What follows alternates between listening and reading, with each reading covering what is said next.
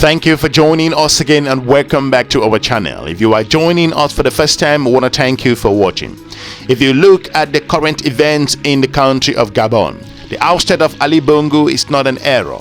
Ali Bongo Ondimba, who was the former president of Gabon, known as Ali Ben Bongo, is the Gabonese former politician who was the third president of Gabon from 2009 to 2023.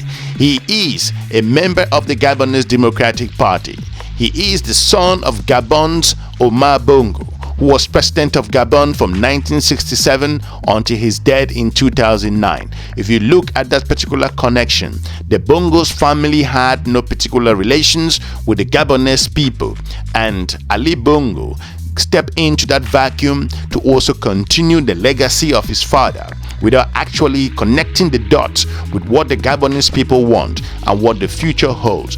During his father's presidency, he was the Minister of Foreign Affairs from 1989 to 1991, represented Bongoville as a deputy in the National Assembly from 1991 to 1999. If you look at his economic performance, Gabon has incredible natural resources, talking about oil and gas, but Gabon did not meet with the expectation to transform the life of the Gabonese people. If you consider that he was elected and also based on some regularities in the country, and was the minister also for defense from 1999 to 2009.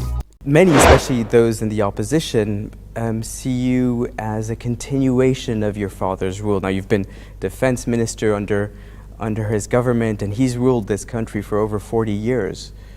To those who say this, what do you have to say to them? Well, simply that I am the one that can make real change. It's not because I'm my father's son that I have the same name that I'm my father. He's Omar, I'm Ali. You know, all the time, all the policy, it's a time for change. And this is exactly what I'm bringing people. I know, because I know how the system has been working, I know how to improve it. And this is exactly what I'm proposing to my people. What change are you suggesting? Well, firstly, it is fair to say that thanks to the policies of my predecessors, you know, President Léon-Mba, founder of the Republic, and my father, I can now concentrate more on matters of really importance, such as the economy. We have to diversify our economy. We have to create jobs. You know, we have to focus on, you know, education, more on training programs. All these things are really what we need now, and that can bring the change that is needed. Moving ahead, after his father's death, he won the 2009 Gabonese presidential election. He was re-elected in 2016 again, an election marred by numerous irregularities, arrests, and also human rights violations at the time. The post-elections protests and violence that skyrocketed in the country. If you consider the background of Ali Bongo, someone who you would consider, based on his exposure on the global stage, you would expect him to carry out some transformation, and also considering the Gabonese population and the natural resources should have made some huge impact. But if you consider his route, it means Ali Bongo was also a member of the class of Gabons that has followed the path to his father. I'm going to be sharing with you a very important interview to let you know how Ali Bongo, based on his understanding, you would have expected that as of that interview, he will match those particular words with regards to the activities happening in terms of economic development, employment, and to meet the needs of the Gabonese people. And we've been to different neighborhoods of Libreville. We went to Minkébé, where a lot of people voted for you, and they referred to you as Ali. And we've also been to other neighborhoods where people voted for Jean Ping. To those who don't accept the Constitutional Court ruling and who are protesting, like the opposition leader Jean Ping, what do you have to say to them? Well, we have to say that first, the system, our system is good and it's fair, and then we need to sit together to see how we can improve the system. And this is something that is going to be done, all together. So that's why I'm reaching out to them and say, well, let's sit down now. We've been talking for years that we need to change the system, we need to change the law, but let's do it now. So I'm going to call all the different political forces, and then we're going to sit down and see what needs to be done to improve, our political system. And we will reach a consensus. Now, Jean Ping was working with you, he was part of the same government with you under your father's rule. Did it come as a surprise that he joined the opposition and ran against you during this presidential election? Well, it was a surprise when he decided to join the opposition, because we had no indication how he felt about it, But, well, it's not the first time it has happened. It has happened to my fathers, happening to me. Every time that we're facing election, we have people that used to be with us, running against us.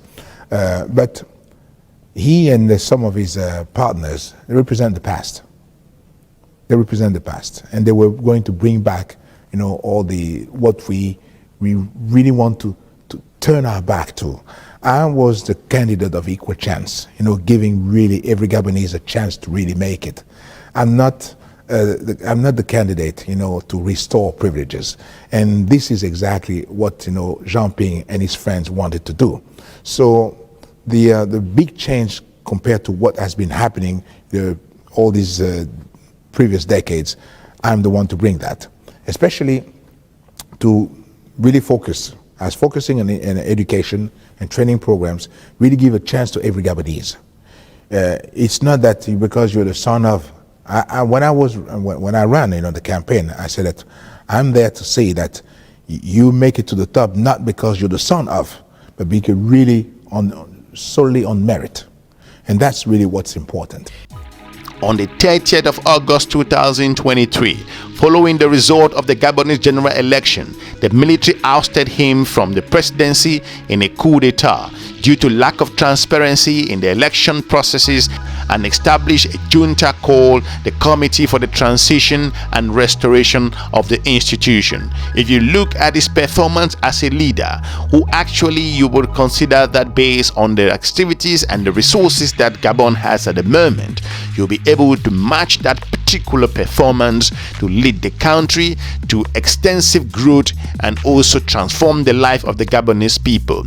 Ali Bongo was educated at a private school in Neuville-sur-Seine, France, and then studied law at the Sorbonne University in 2018. He received a honorary degree, a law degree, from the Wuhan University in China.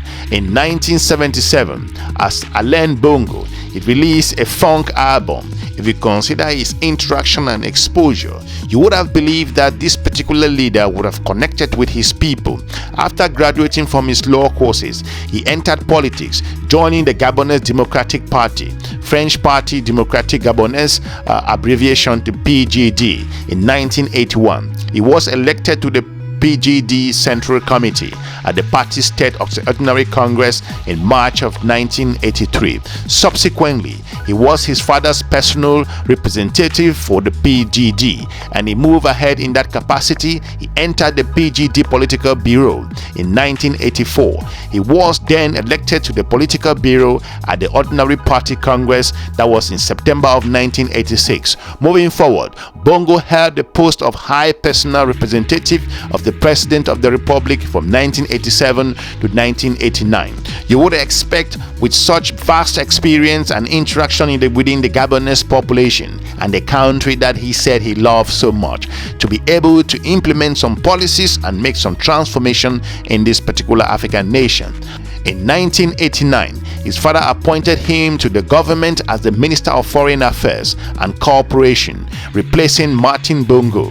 He was considered a reformist based on his background within the ruling PGD in early 1990s. In the 1990s parliamentary election, the first election after the introduction of the multi-party politics, he was elected in the National Assembly as the PGD candidate in Oungo Province. If you look at those different specifics, if you consider his background, after 2 years as foreign minister, a 1991 constitutional amendment settling the minimum age of 35 for ministers resulted in his departure from the government. If you consider Ali Bongo's performance, it's below par.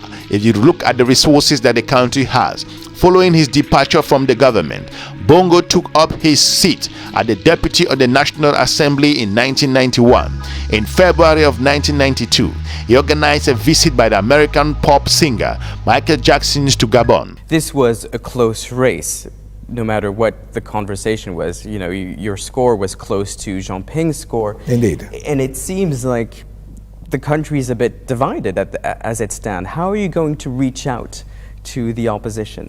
Well, we after the election, you know, the tension, you know, goes down, and then when the time comes, you know, we will sit down, really to discuss about the future of our country, the economy, politics, and I have good indication that, you know, some leaders also want a peaceful country.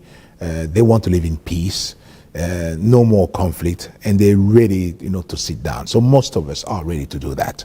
Gabonese people are really peace-loving people, and the tensions that we've had, you know, in the campaign will fade away, and we'll find a way to discuss among ourselves. Now, what about the international community? Now, France, the former colonial power, at the previous election in 2009, President Sarkozy was quick to congratulate you. This time around, you know, they weren't as warm, it seems. Are you breaking away from something that has been going on under your father? One has to understand that what I really need the most is the support of my people. You know, the international community doesn't cast a vote here. They don't vote. Gabonese people do. So I'm accountable to them. They're the ones to give me my job or take it away. And they are the ones that I'm, you know, accountable to.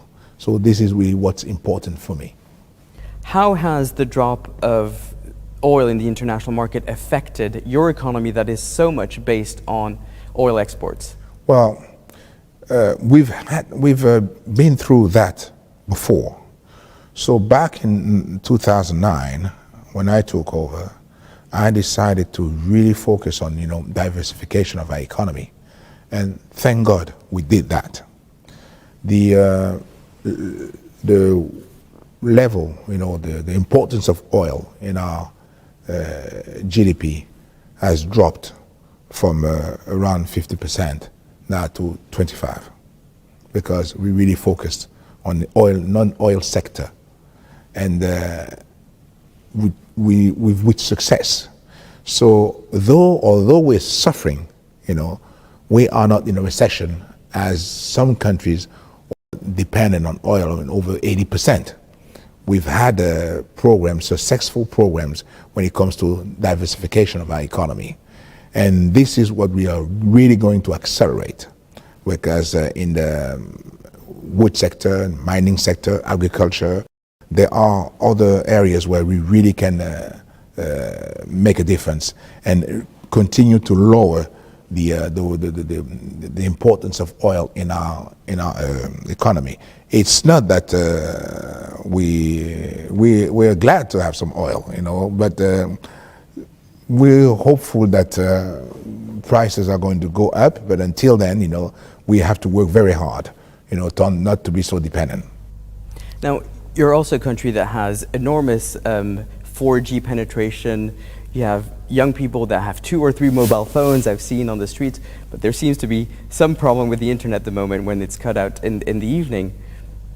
Why is that? Why the need to shut down the internet? I think it has to do with the sometimes, as you said, you know, Gabonese have, you know, 2, 3, 4, you know, mobiles. So I think it was mostly jammed up, but we're really working on it, so that everything will get back to normal. There seems to be a feeling of fear even among some of your supporters. What do you have to say to reassure those that are worried for the future of this country? First, everybody has been able to notice that the proclamation by the Constitutional Court did not lead to more violence. So everything is going back, as business as usual, normal.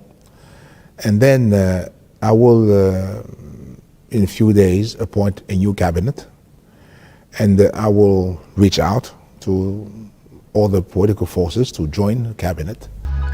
If you look at those different perspectives, considering his exposure, Bongo became president of the Higher Council of Islamic Affairs of Gabon, Conseil Supérieur de l'Affaires Islamiques du Gabon. If you look at the French appellation in 1996, prior to the December of 1996 parliamentary elections, a support of the Defense Minister Idriss Ngari challenged Bongo for the PGD nomination to his parliamentary seat, but Bongo was successful in winning the nomination and retained the seat in serving the challenges. If you look at those different areas, he benefited from the assistance of his maternal uncle, Jean-Boniface Assele, one of the key political allies. After over 7 years as deputy, Bongo was appointed to the government as Minister of National Defense on the 25th of January 1999. If you consider his interaction in the system, you would have imagined that such a leader will have a better picture as to why Gabon needs a quick and correct fix to the transformation of the economy and the life of the Gabonese people. In December of 2001, parliamentary elections, Bongo was elected to the National Assembly as the PGD candidate. He held Ongoud province. During the 2005 presidential election, he worked as on his father's re-election campaign as Coordinator General of the Youth. Following that election, he was promoted to the rank of the Minister of State on 21st of January 2006, while retaining the defense portfolio, although he was subsequently reduced to the rank of Ordinary Minister on the 28th of December 2008. At the PGD North Ordinary Congress in September of 2008, he was re-elected as the Vice President of the party. If you look at his election and presidency, Omar Bongo died at the Spanish hospital on the 8th of June 2009. Ali Bongo appeared on television that night to call for calm and serenity of heart and reverence as well, to include the perseverance of the unity and peace so far dear to the late father. Having been appointed to the key position by his father, it was widely considered likely that he will emerge as his father's successor following the father's death in 2009. Some press report predicted a power struggle, however, suggesting that a fierce rivalry existing between Bongo and his sister Pascaline, who was director of the presidential cabinet. The degree of the support for Ali Bongo within the PGD leadership was also questioned in the press, and was argued that many Gabonese see him as a spoiler child, born in Congo Brazzaville, brought up in France, hardly able to speak indigenous languages, and also with the appearance of a hip-hop star. If you are new to our channel, we will encourage you to subscribe and share our videos with your different network. And we will really reach out to other forces and then work together to develop, our country, develop the economy. What is important for us, and because this is a challenge for most African countries, because, we have 60% population under 35, so we have to create a lot of jobs. So and employment is very important. We have been able to triple the number of jobs created in the country. We need again to make an effort in order for us to be able to to take kids away from unemployment. But also important is food security. So that's why we have an important project when it comes to agriculture, based also on the problem with the environment. We have to be careful today to make sure that we'll be able to feed our people. Hopefully, we've been able to inform you with regards to the current situation in Gabon and why Ali Bongo actually been ousted, and looking at his career and also the movement from where he was and how the Gabonese people perceived him. And unfortunately, he was able to deliver the products and the goods for the Gabonese people. This goes a long way to reflect to the region and also those particular leaders in the continent who failed to make some meaningful changes and transformation in the life of their country at the moment. Want to thank you for watching. We're looking forward to meeting you soon in our next episode. Have a good day. Bye bye.